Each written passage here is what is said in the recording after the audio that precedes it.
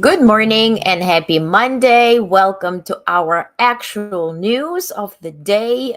Here I am helping you to start your day on the best note to be best informed. And so we will be talking about everything that happened this weekend and also today. And what are we expecting this week and also before the end of the year? So, welcome. Thank you so much for joining. I hope you had a peaceful weekend.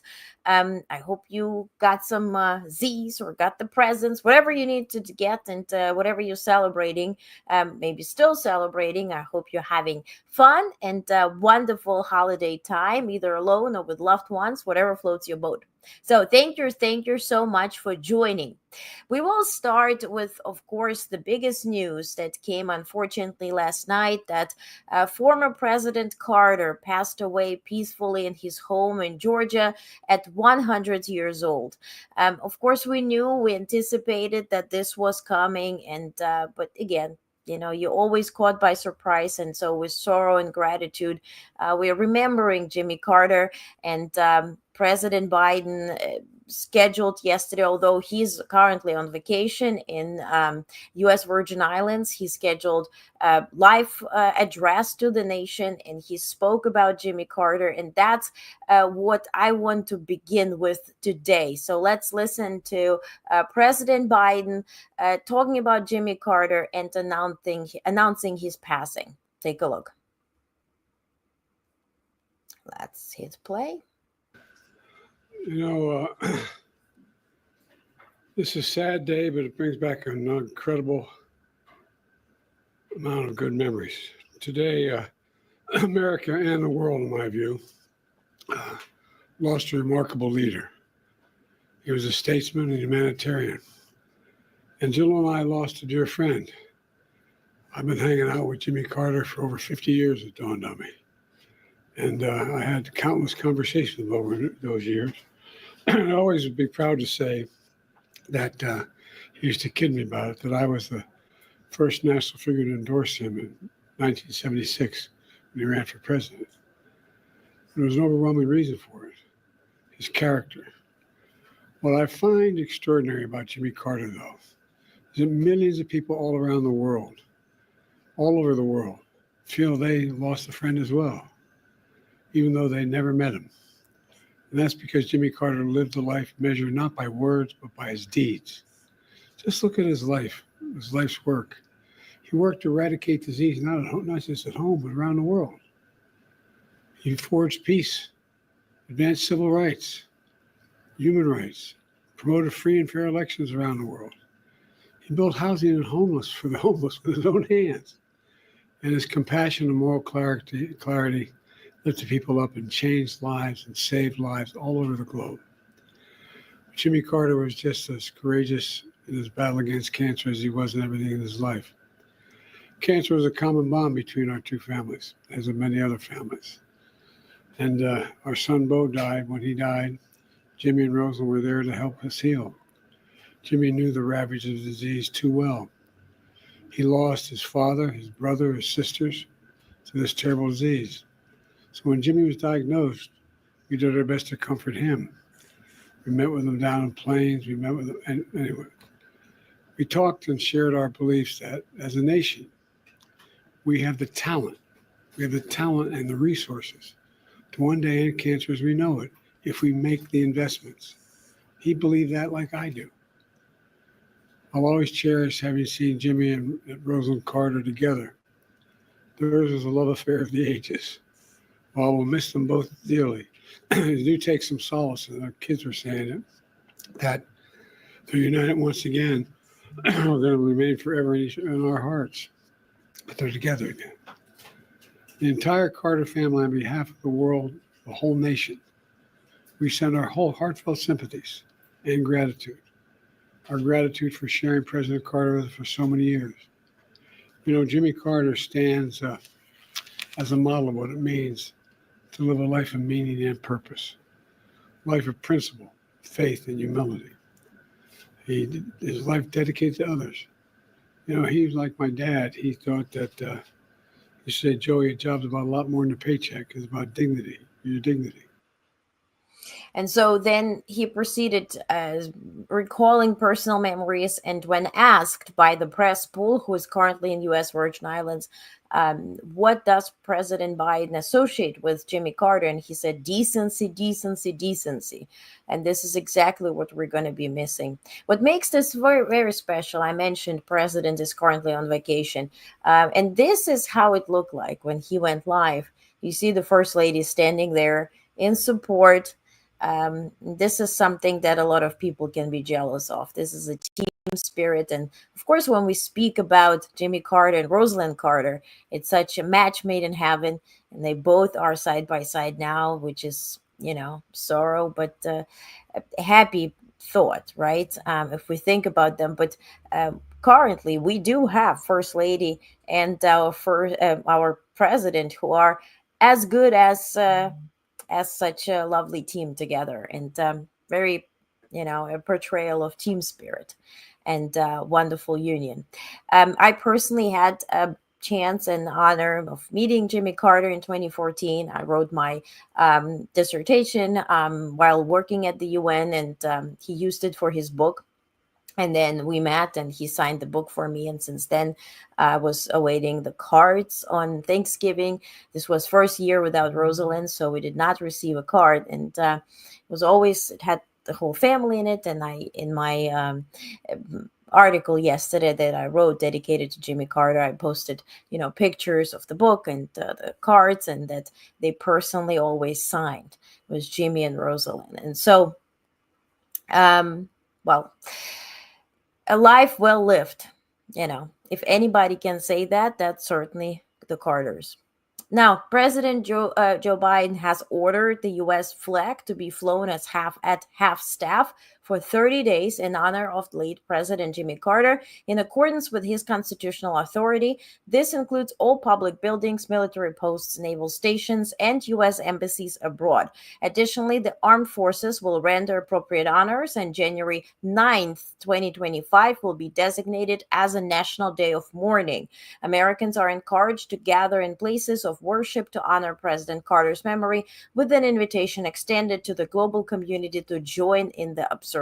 Already, China has spoken and sent a letter with condolences and with appreciation for Jimmy Carter, as much as other nations as well. And I will be updating that on our website. By the way, I'm posting articles now throughout the day, so you can get your news on honestnetwork.com, exactly where you can get your newsletters now as well, also live streams and all the interviews. And the interviews are premiering as recent as this week with somebody very special whom I will be introducing on with a preview tomorrow. So honestnetwork.com, ONEST network.com. That's where you find now everything. We're moving away from Substack. It partnered with a company that is fully sponsored by Peter Thiel, and that's where it ends for me. As much as I love the platform and their owners, this is a no-go. So I want to preserve your data, and I want to preserve my rights to report on actual news without those news to be hidden.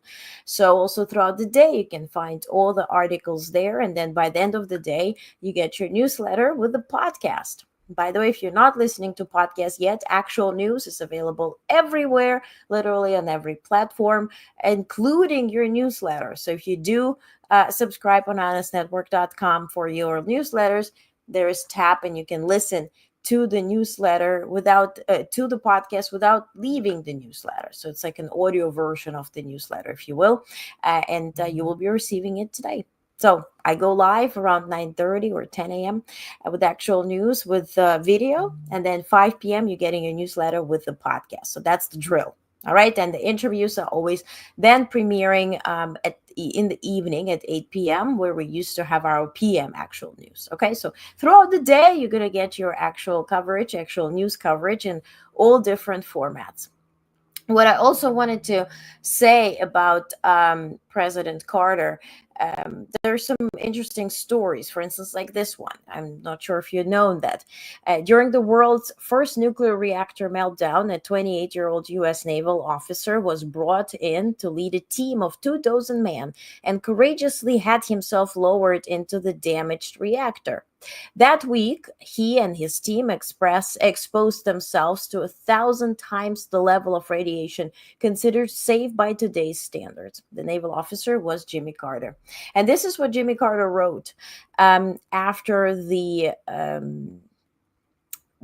Jimmy Carter said, U.S. is an oligarchy with unlimited political bribery. The 39th president said the Citizens United ruling violates the essence of what America is America a great country in its political system. He also said in 2016, certainly very interesting things about now President-elect Trump, that he was elected because Russians wanted to do so. And, anyway, but what recognizes him is certainly the love story with Rosalind Carter as well. And I wanted to share my personally favorite video where he joined the program with Katie Couric, and she congratulated him on his Nobel Prize win. So take a look as what he portrays as the most exciting day of his life. Take a look. Good morning and congratulations to you. Well, thank you. I know. Good morning to you. Has it sunk in for you yet, Mr. President? This is sunk in now, and I'm really grateful. Is this the most exciting thing that's ever happened to you? Or I guess being elected President of the United States must be right up there as well, right? Well, when Rosalind said she'd marry me, I think that's the most exciting thing. Oh, my gosh. See? And Bonnie says, good life, well lived. Godspeed, Jimmy Carter. Absolutely. And good morning, Bonnie. Good morning, Yash. Good morning, Romarie. He came to Harrisburg when TMI near meltdown happened. Right person to be there at the time. Indeed. And he always said that he is better ex-president than president. I do disagree. He faced a very unfortunate internal team and also an external situation that was positioned for the incoming presidency rather than him. Donald Trump has issued a statement as well as, of course, and I shared it all over socials, as well as, of course, Vice President Harris. She wrote a very heartfelt tribute. Also, our Secretary of Defense, Austin, and Secretary Blinken, who personally called Jimmy Carter as his hero. So I really encourage you to read it on Blue Sky, or if you're still on X, you can read it there as well. Trump said, I just heard of the news about passing of President Jimmy Carter. Those of us who have been fortunate to have served as president understand this is a very exclusive club, and only we can relate to the enormous responsibility of leading the greatest nation in history. The challenges Jimmy faced as president came at a pivotal time for our country, and he did everything in his power to improve the lives of all Americans. For that, we all owe him a debt of gratitude. Melania and I, thinking warmly of the Carter family and whatnot. Exclusive club. Let's leave all that aside. I will be receiving today more information from the Carter family on how to, when we will be joining the all ceremonies, which will last between 7 to 10 days. Of course, the official in DC, which I anticipate now being on January 9th, since President Biden has declared that a day of mourning for Jimmy Carter. And so, mourning Jimmy Carter. So we will see when the proceedings will be family-wise beforehand. But I will be reporting on that, hence my personal close relation. Alrighty, Bonnie says the hostage situation hurt him at re-election vote. Reagan used it against him. Yeah, and I think Iran used it against him to elect Reagan. As much as I think Gaza situation will be used against Biden to help Trump have his first win once in office. So, but let's discuss the actual news. The big news came in this morning at 5 in the morning, where President Biden has announced nearly $2.5 billion in security assistance for Ukraine to support its defense against Russian aggression. The package includes $1.25 billion military drawdown and $1.22 billion Ukraine security assistance initiative aimed at providing both immediate and long-term military capabilities. The assistance will deliver critical weapons system, including air defense and artillery and will help replenish U.S. defense stockpiles. Biden reiterated his commitment to rapidly surging aid to Ukraine and ensuring its continued defense efforts, with the U.S. military delivering essential equipment like artillery rounds and armored vehicles to strengthen Ukraine as winter approaches. Also, don't forget that President Biden said that he is personally determined to get all the aid out that Congress has assigned for Ukraine before he leaves office. And so here's the quote. He says, "As I committed earlier this year, the Department of Defense has now allocated all remaining USAI funds appropriated by Congress in supplemental that I signed in April, and my administration is fully utilizing the funding appropriated by Congress to support the drawdown of U.S. equipment for Ukraine. I've directed my administration to continue surging as much assistance to Ukraine as quickly as possible, including drawing down older U.S. equipment for Ukraine, rapidly delivering it to the battlefield, and then revitalizing the U.S. defense industrial base to modernize and replenish our stockpiles with new weapons," which is the key. The key really about the entire idea of giving Ukraine money. So Ukraine buys old equipment from Pentagon, we replenish our stock, and so everybody wins. That's the ultimate idea. And in this very dangerous atmosphere, right, which is no longer Cold War, but we have a situation in the Middle East, we have a situation in the Indo-Pacific, we have a big situation in Europe. So having our stockpiles be replenished is the key. That's why it drags so much with Ukraine. We weren't ready to fight anybody. Let's call the thing a thing. And Julie says, good morning, Julie. Julie says, thank you, President Biden. Indeed. Now, Treasury has confirmed that Secretary of Treasury Janet Yellen announced the disbursement of $3.4 billion, which is, if you put it all together, in direct budget support for Ukraine, emphasizing the critical role of U.S. financial aid in Ukraine's defense against Russia's aggression. This assistance is part of final disbursement under the bipartisan Ukraine Security Supplemental Appropriations Act 2024. It is conditioned on Ukraine implementing reforms aimed at strengthening law enforcement, enhancing transparency, and fighting corruption. Yellen highlighted the importance of Ukraine's success for U.S. national security and global stability, underscoring that Russia, not American taxpayers, will bear the costs of illegal war. The U.S. remains committed to supporting Ukraine through both financial aid and sanctions on Russia's war efforts. So it is continuous and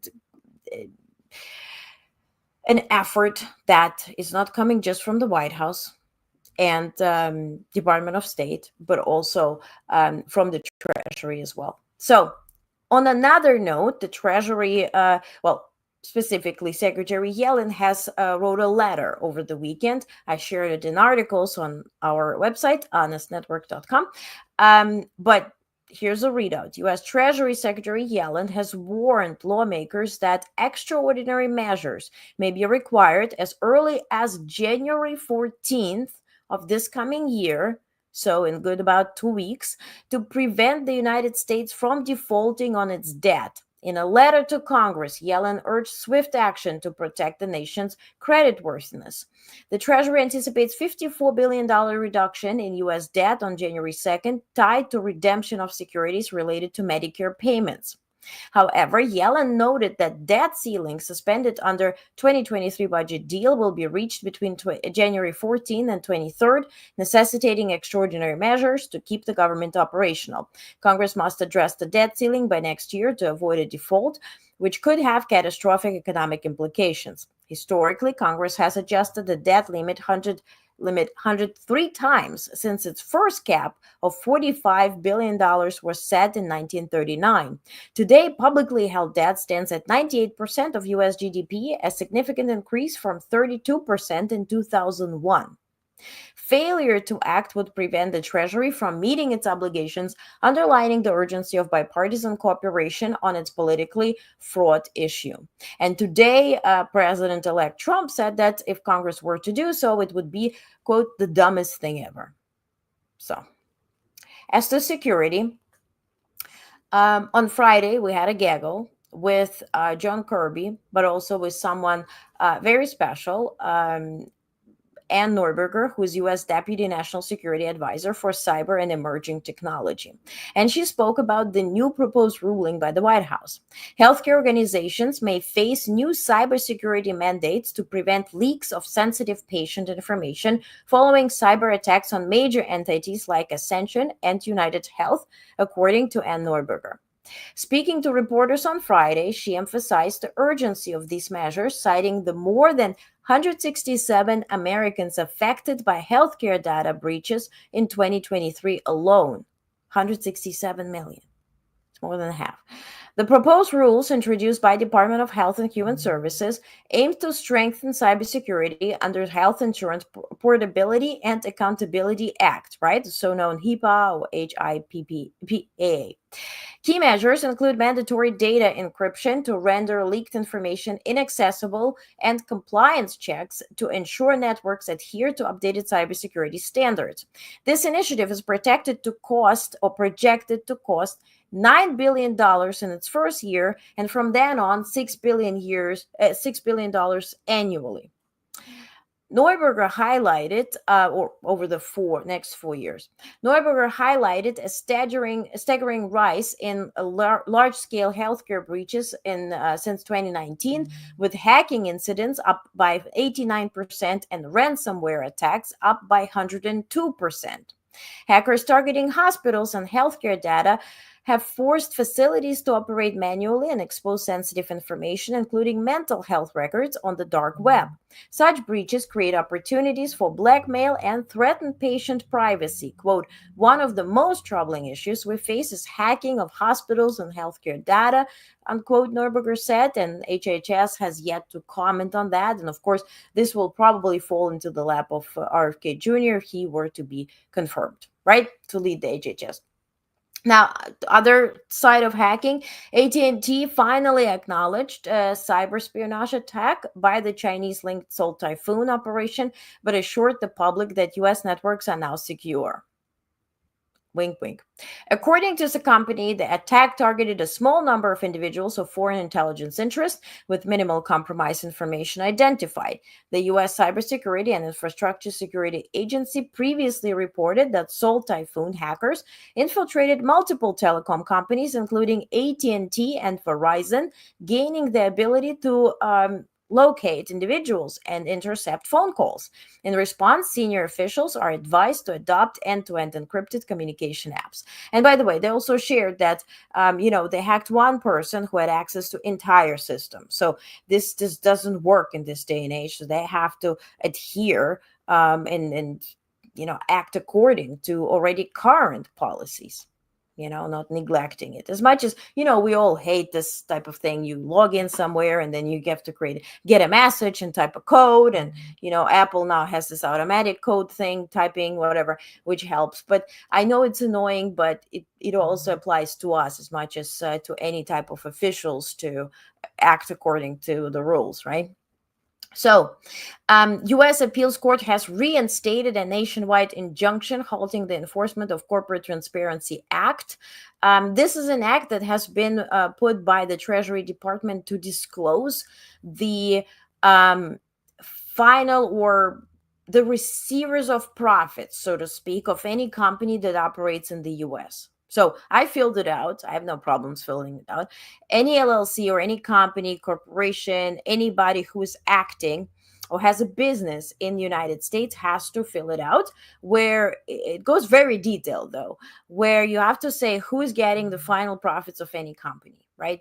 Whether, if your company is belonging to another company, right? Or like an umbrella organization or an offshore company or whatnot, it goes to the final receiver of the profits. And then this receiver has to upload a passport copy and, sign it and all that type of stuff. So they really want to see who's profiting off of any business done in the United States.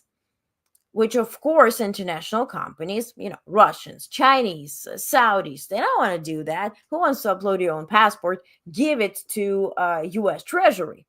So they appealed it in the court. Now it's hanging. The New Orleans-based Fifth U.S. Circuit Court of Appeals issued the order late Thursday last week, stating it would preserve the constitutional status quo, while the merits panel considers the parties' weighty substantive arguments. So they're saying that people will stop investing in the United States if all this were to be done. Remains to be seen. The actual deadline is January 13th.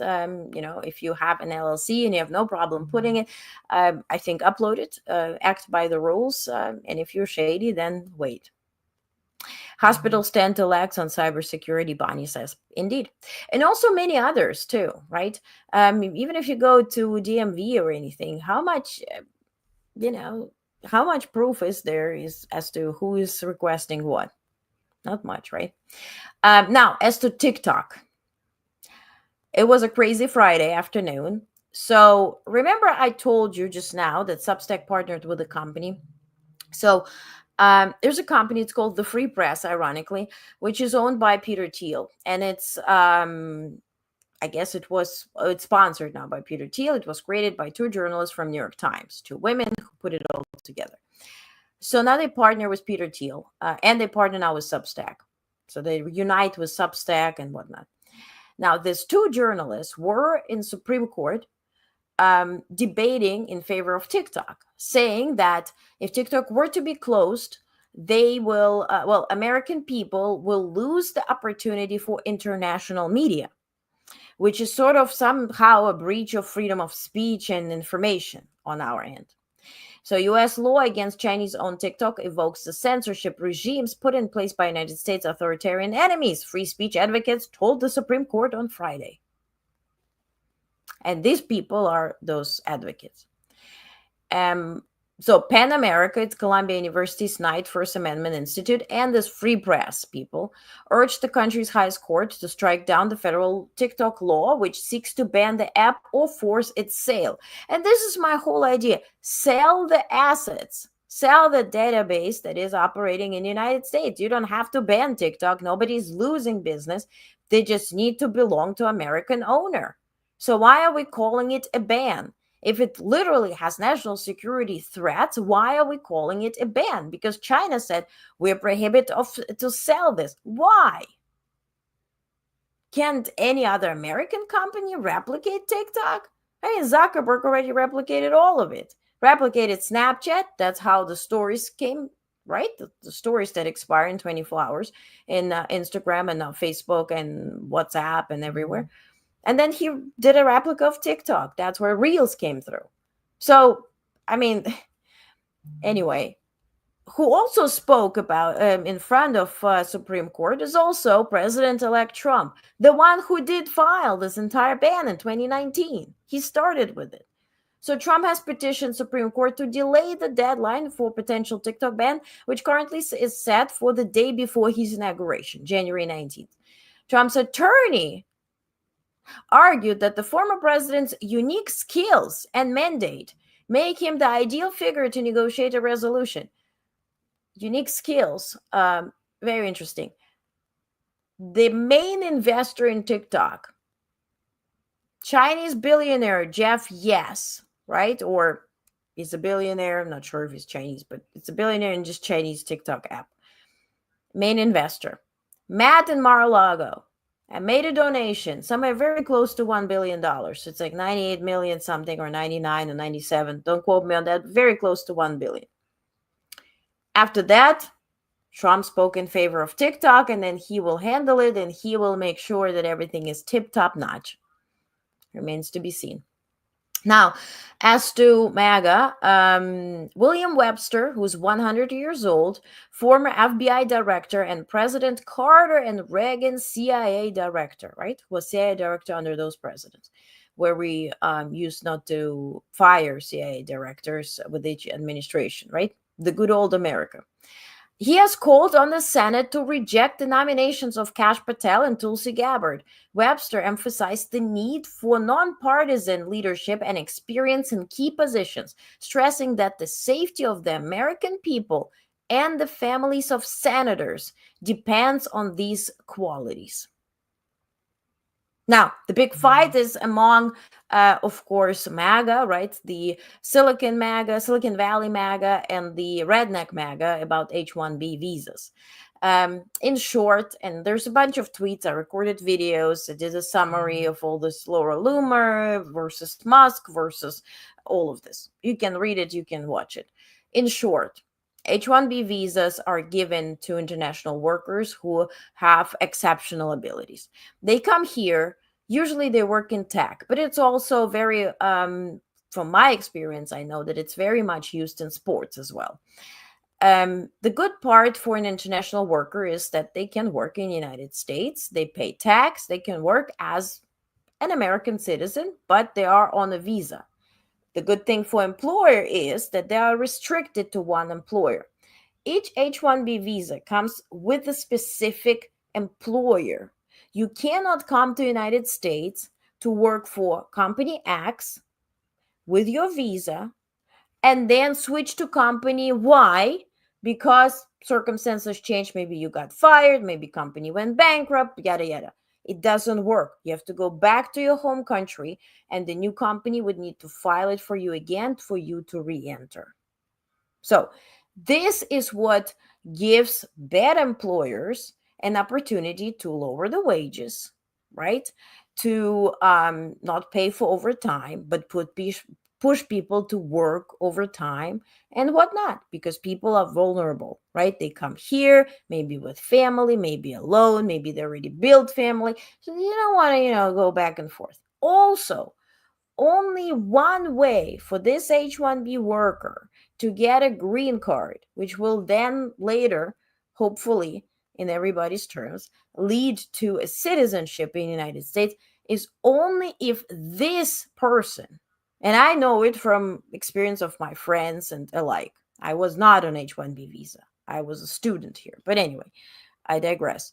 If you only worked for, I think, 5 years or more with that specific employer who got you H-1B visa, only this employer, only with permission of this company, can apply on this worker's behalf for a green card.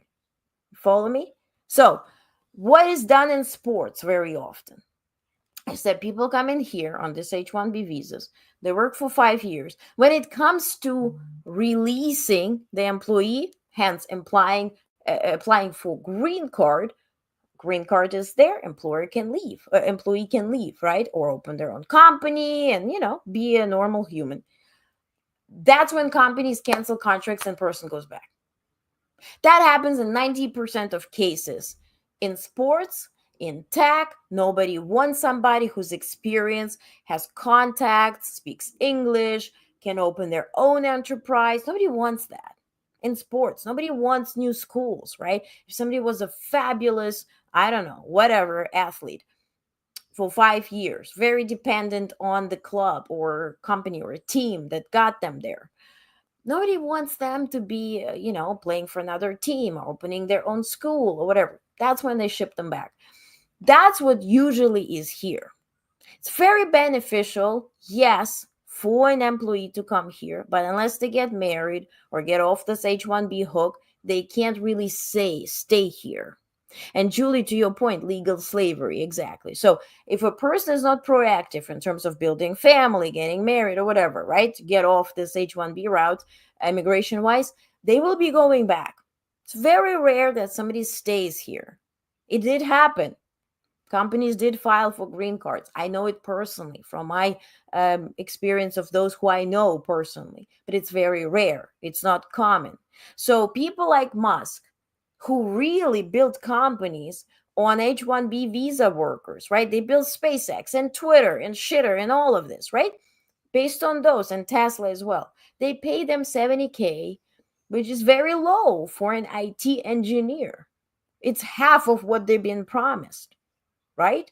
And it's very fortunate because they will be overworking. They're very dependent on you. Now, Musk also, he's building this town in Texas, so he will be charging their rent. So yeah, I give you a little, I charge a lot of rent. So now you can't, you're just depending on me completely. I feed you, I charge you, I do everything, right? So you're completely dependent on me. And that's what those tech technocrat, whatever cities are all about, to make a person fully dependent on somebody who feeds them. And it's the same person who provides your living and food and work and gives you money and takes the money from you. So you're completely, exactly to your point, Julie, legal slavery. Yes, indentured servitude, Bonnie says. Indeed. So it's very, very fortunate for all those who want to build a company quickly with this legal slavery type of creation that is positioned as, oh my God, we are giving opportunities for people, but we're not releasing them anywhere. So this is the big debate. Loomer said Musk is doing the obvious. Musk said you don't get it. Then he said that pretty much MAGA Republicans are deplorable, so I can't hire you because you're deplorable. I need international Indian workers. And everybody, MAGA turned against Indian workers, all that kind of shit. Anyway, the point here being is Trump then speaks out. Well, it's like he releases an old video where he says that he's in favor of giving green cards to everybody who studied in the United States for 2 or 4 years or did a doctorate. To which, okay, well, currently, if you're here on J1 visa, that means you were an exchange student. Somebody went to your country, you came instead of them for a semester or more. If you're here on F1 visa, you came here for studying. You did a semester or more. This is your studying. Nobody did exchanges, but you came in as an international student. The rules are that if you graduate in the United States, you have to leave for 2 years. You're not allowed to enter the United States, which kills all the employment opportunities for that student. I was in that position. President Biden in May of this year issued executive order who allowed those students to stay for a longer time, get a job, and if you're employed and can switch to H-1B visa or whatever, you can stay. That's what he did change. With Trump giving green cards to people, okay, I mean, if somebody came in here, invested money, learned the language, graduated here, can be employed and pay tax and be a normal sort of, contributor to our economy, it's an interesting thought. Immediate green cards, I don't see that happening, because even if you have any type of reason for a green card, it's a process, and citizenship is another process of many years. So for this reason, I don't think Trump will change much. But the latest thing is that he realized that he employs a lot of H-1B people in Mar-a-Lago. He's like, I employ a lot of, first of all, illegals. And secondly, if they're legal, they're on H-1B visas. I must be in favor of it. So all this debacle is starting. I'm not sure if anything will be resolved, but it is what it is. But I tried to explain it to you in sort of simple terms, but from personal experience. Okay, so Musk is also posting as Adrian Dittman. It came out that it is Musk. It was very obvious that it is Musk. So I'm going to play you a video of this Adrian Dittman talking to Elon Musk on one of the spaces on X. Now I understand it's SpaceX. Yeah.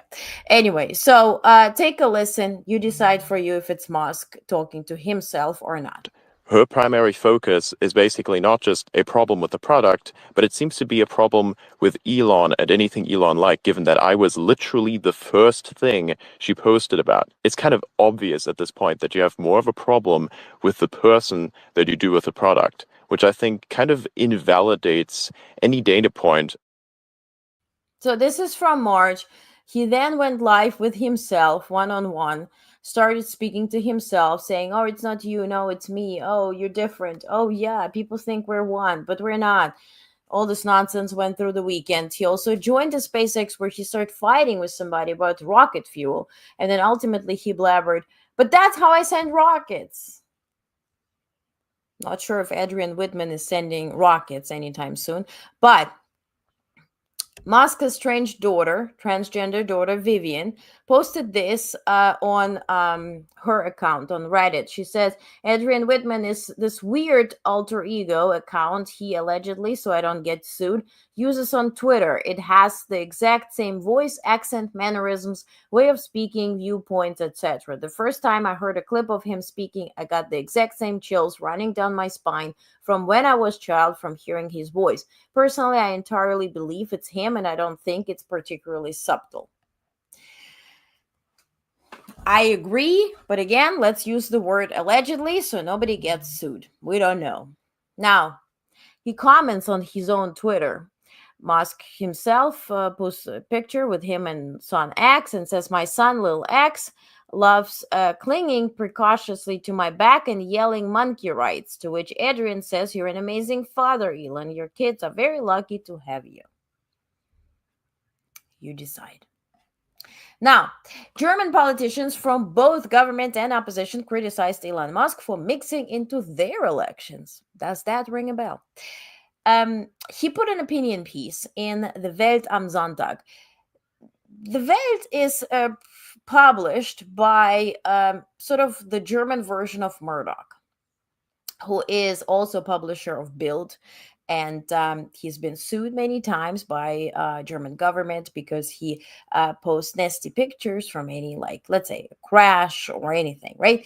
So it's a tabloid thing, and the Welt is also very right-wing. So anyway, so Musk set to serve as advisor to Trump's administration, praised AfD. AfD is the right-wing party in Germany, stands on regulation, tax and market deregulation, calling it the only party that could save Germany. By the way, their main points are close the borders, kick out migrants and immigrants.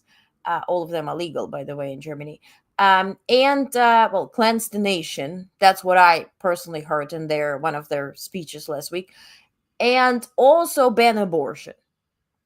The endorsement comes as Germany prepares for elections on February 23rd, following the collapse of Chancellor Scholz's coalition government.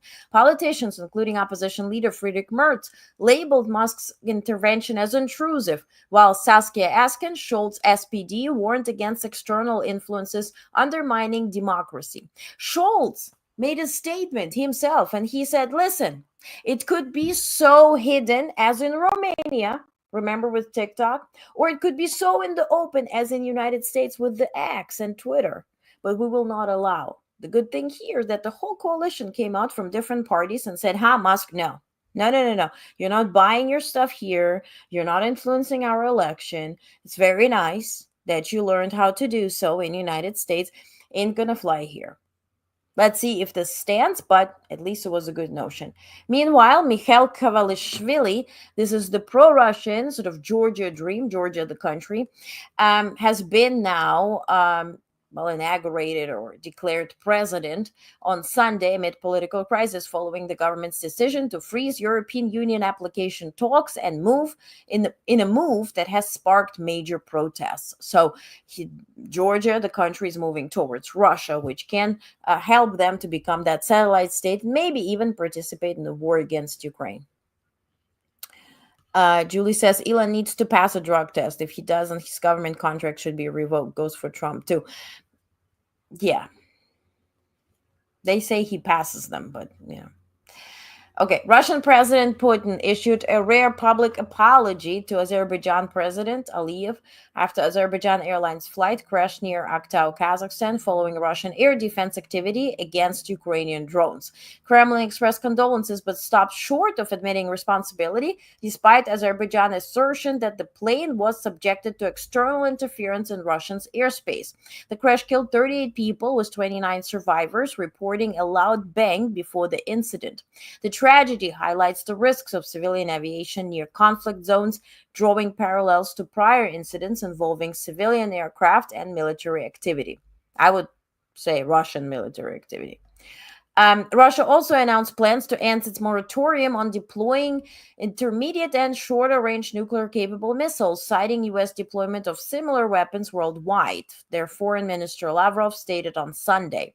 The decision signals the final collapse of arms control agreement like the Cold War-era INF Treaty, which the U.S. exited in 2019 under Trump, accusing Russia of violations. Lavrov noted that conditions for strategic dialogue with Washington are currently non-existent, further straining ties between the two nuclear powers. Meanwhile, Russia has sent this Oreshnik, their new intercontinental missile, into Ukraine, testing it and whatnot. So who does what? That's the question. Now, remember those cables, the cables that Russia allegedly was knocking out, undersea cables, right? Trying to prevent the telecom and electricity connection between Estonia and Sweden and Finland. Yeah. So remember Finland seizing the oil tanker, Russian oil tanker, for investigation? Here's the result. Finnish police said on Sunday that they had discovered tracks stretching for dozens of kilometers along the bottom of Baltic Sea, where a tanker carrying Russian oil is suspected of damaging a power line and 4 telecom cables with its anchor. So Iran signaled that 2025 will be a pivotal year for its nuclear issue as officials brace for a return of U.S. President-elect Trump's maximum pressure policy. Trump previously withdrew from 2015 nuclear deal, which had relaxed sanctions in exchange for limits on uranium enrichment. Foreign Minister Abbas Araghchi emphasized the significance of 2025 during talks with Chinese officials, but did not elaborate. Iranian concerns include possible Israeli attacks on nuclear sites and intensified U.S. sanctions targeting Iran's oil industry. The Iranian rial hit record low against the U.S. dollar, reflecting economic instability and public efforts to safeguard savings through foreign currencies, gold, and cryptocurrencies. Now, inflation in Iran is officially at 35%, and the rial has depreciated by 18% since Trump's election. As to Venezuela, remember they had this fake elections where Maduro declared himself a winner. Meanwhile, Gonzalez is a winner. Gonzalez's supporter, Corina Machado. Well, Gonzalez applied for he fled to Spain, right? And he applied for political asylum while she is sort of hunkering down in Argentine diplomatic residence in Caracas. And so those 5 Venezuelan opposition members said that they are sitting there. There's no electricity because the bills aren't paid according to them. And they said that there's sort of like a jail and prison. And this is done with, sort of with the thought in mind of pressuring them to come out to be detained. A longer readout, again, is in your newsletter and in the recent articles. North Korean leader Kim Jong-un spoke to their party it was like a big party meeting between December 23rd and 27th. Usually North Korea issues their sort of strategy updates for the year on New Year's Day. This time, they went a bit earlier, and the meeting outlined the strongest response strategy toward the United States to safeguard the country's safety and national interests. Specific details of strategy were not disclosed. The KCNA, that's the party, report criticized the growing trilateral alliance between South Korea, U.S., and Japan, labeling a nuclear military bloc, and describing South Korea as an anti-communism outpost for Washington. The report underscored that the current geopolitical reality dictated the nation's future direction and actions. Meanwhile, North Korea is joining Russia literally in fighting Ukrainians in an illegal war. And they have lost last week as much as 1,000 North Koreans in Ukraine, which makes absolutely no sense and no reason. They position it as a sort of like combat experience. What type of experience are you getting? Experience of packing people into bags and shipping them home. That's the only experience. So, and then this is coalition against you. Now, what are you doing?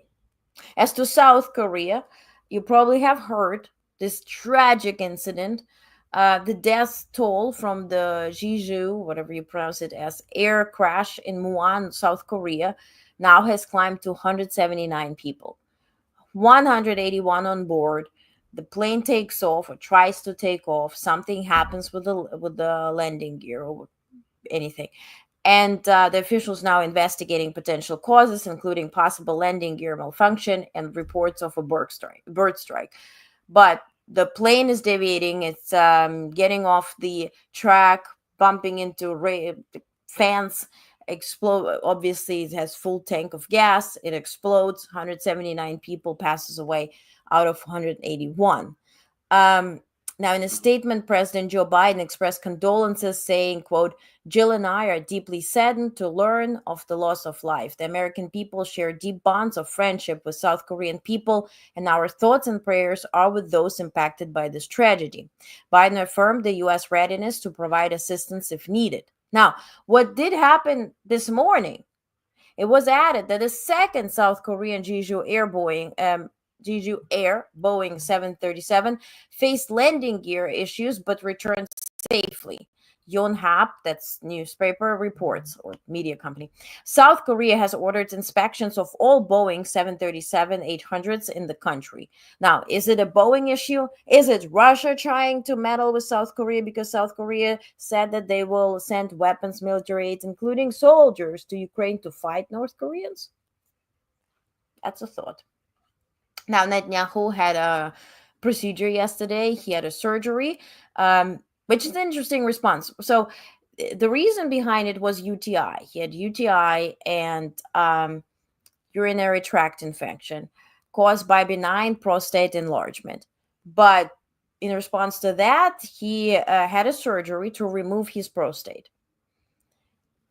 The idea was that he will be hospitalized for several days and sedated for several days. The operation went well. The surgery took about an hour. He is recovering in the bunker. This was reported by his spokesperson. He's in good condition, fully conscious after his prostate surgery ended successfully, his office said. The prime minister has now been transferred to protected underground recovery unit. He's expected to remain in the hospital for observation in the next few days, his office said. Now, interestingly, he faces the case of alleged corruption, and he's supposed to have a deposition that would last over 3 days. And so, because of this surgery, his office wrote to the court to postpone all of this until Trump comes into office. And the court agreed, obviously, and that's where we are. During his recovery, Justice Minister Yariv Levin, a close ally, will serve as acting prime minister. Now, in Gaza, hostages held in Gaza were subjected to torture, including sexual and psychological abuse, starvation, burns, and medical neglect, according to a new report by Israeli Health Ministry that is said to be submitted to the United Nations this week, before New Year's. Israeli forces conducting a weeks-long offensive in northern Gaza, meanwhile, ordered any remaining residents of Beit Hanun to leave the town on Sunday, citing Palestinian militant rocket fire from the area, according to residents. You're being gracious, saying those victims will be shipped home to North Koreans. Yeah, well, allegedly, right? Elon needs to pay. Okay. So, holding elections in Syria could take up to 4 years. Now, according to this, Ahmed al-Shara, former Julani, the leader of HTS, this party that freed Syria. Well, not party, the sort of, are we still calling them terrorist organization or not? Well, physically, well, legally they are. But anyway, HTS, the leaders of Syria. This marks the first time al-Shura has provided potential timeline for elections since Bashar al-Assad was ousted earlier this month. Now, here's a photo. Today, Ukrainian delegation is in Syria. On the right side, you see al-Shura. On the left, you see Sibiha. This is the Ukrainian Foreign Minister Andriy Sybiha. He met with Syrian leader Ahmad al-Shara in Damascus to discuss cooperation. I reported on Friday that Ukraine is now sending aid, like food and any type of support to Syria, which grain and whatnot. Russia stopped supplying Syria with such, and Ukraine started. So I guess that's where the collaboration is about. Now, UK has now confirmed. Remember, that Bashar al-Assad with family fled to Moscow, asked for asylum. Moscow did not defend his efforts in Damascus. Okay, he is off the grid, but he's in Moscow. His wife, who's UK resident, who was born in the UK from a very noble family, part of dictatorship, full blown, but she applied for divorce. Well, she filed for divorce in Moscow and said that she needs to go to UK for medical treatment or to Saudi Arabia with her and her children. I assume this is an effort to protect their assets. Now, UK has confirmed that Asma al-Assad, the lady, isn't allowed to enter UK where she holds citizenship. In other words, she will likely now be a divorcee in Russia for the rest of her life. Now, Mexican security forces have detained approximately 475,000 irregular migrants since October, authorities reported on Friday, amid escalating pressure from U.S. President-elect Trump, who has threatened to impose tariffs on Mexico unless it halts the flow of illegal migrants at the shared border. Nearly 500,000 detentions between October 1st and 26th suggest that Mexico has ramped up its efforts to address migration in recent months. Earlier this month, the government revealed that about 900,000 migrants had been detained throughout this year. And by the way, longer readouts is on the website, also in your newsletter. And their Minister of Foreign Affairs said, look, it actually works. What we're doing works. What we have done with President Biden works. The number of illegal crossings at the border, let me find the actual number, is down by 81%. Don't tell me this is because Trump said, oh, I'm going to do tariffs and now everything. No, 900,000 people removed, detained throughout the year. Not in the recent months, throughout the year. So let's call the thing a thing. So President Sheinbaum, Claudia Sheinbaum, and Trump they spoke together, of course, after Trump said that he will impose 25% of tariffs. They agreed that they will take actions against the flow of migrants and drugs, particularly fentanyl. So let's see if Trump will continue with that. If you ask me, he will, just for the kicks and giggles. Now, to finish off on a good note, remember the good old Waltz family, right? Tim Waltz and Gwen Waltz. They posted a video that is so relatable. I'm not their generation. I'm a bit younger, but a bit. Ooh, remove myself. Anyway, but this video is so relatable. So if you got a present on Christmas and you can't get over the fact that you need to throw away the box, listen to this, and this is our For the Soul ending. Take a look. Okay. I don't want to be in this. Yeah, I know you don't want to be. We are just discussing, look at this beautiful Apple box, and it's the end of the year. Gwen and I are cleaning. Yes, it's empty. It's empty, Gwen. We see that. And we were just mentioning as Gen Xers and late boomers, the idea of throwing away such a nice Apple box is really a challenge. So we're starting a new one. It's a good box. It is a good box, and we might someday put the computer that's outdated back in it. But really, people, we're making this decision. We're starting the new year right. We're throwing it away. It's not the new year yet. Maybe just hang on. No, we're throwing it away. And I just heard that Linda Lavin, Broadway actress and star of TV sitcom Alice, dies in 87, as well as Olivia Hussey, star of renowned Romeo and Juliet, dies at 73. May they rest in peace. What kind of news? Jesus. Biden administration announced additional security assistance to Ukraine. Just reading the latest that I got before I get to an interview and Jimmy Carter's tributes. Okay, so I will inform you on the latest during our podcast tonight at 5 p.m. Eastern. It will premiere on all the podcast platforms: Apple, Spotify, iHeartRadio, Pandora, what's there? Whatever you listen to, it's there. And also subscribe to our newsletter, honestnetwork.com. Everybody's moving to the website to be safe. Okay, we're completely independent. We're safe.